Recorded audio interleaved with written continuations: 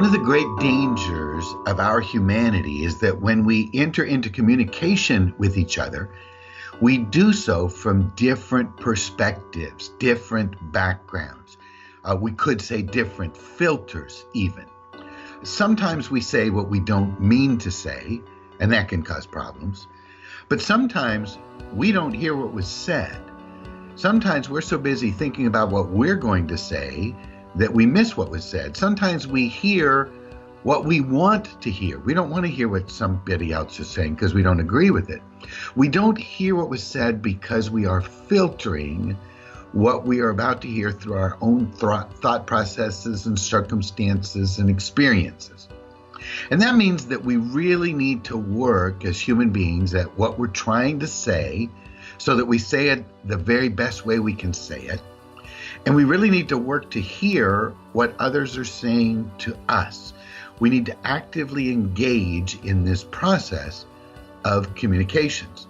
Sometimes we need to say things differently than we've already said them so that it will register better with someone else and they'll be able to hear us better. Sometimes we're on that receiving part and we need to hear things said differently in order to get it. I hope that makes sense.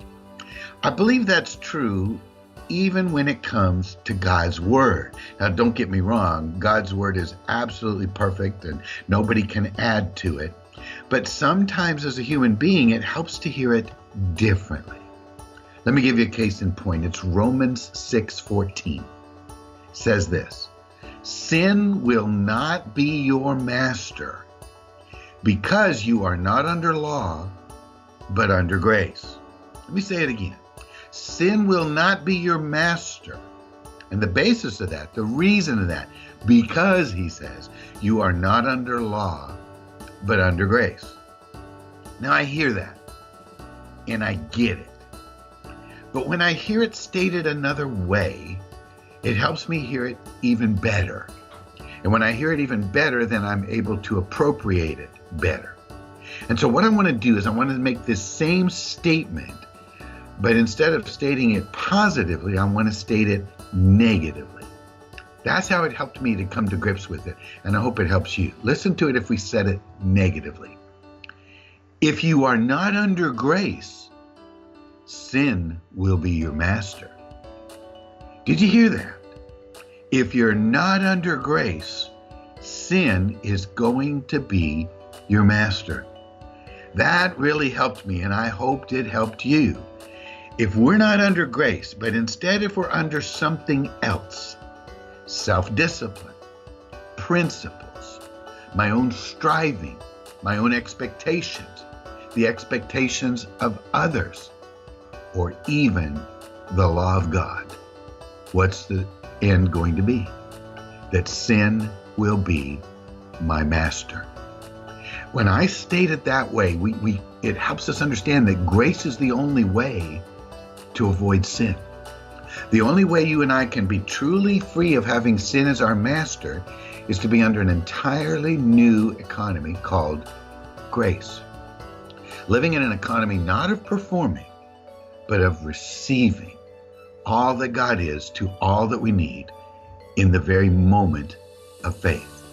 My friends, this is the only real biblical way to deal with sin.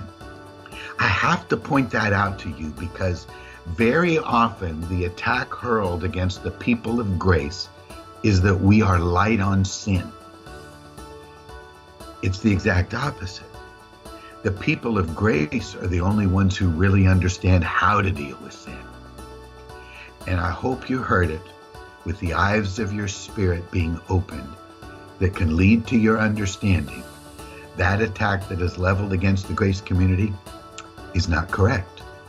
The only true way you and I are ever going to remove sin from being the master of our lives is to live under the economy of receiving, the economy of grace.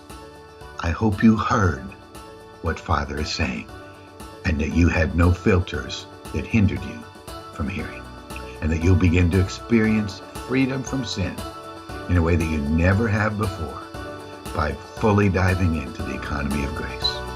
What a great word from our Father. Let's thank him together.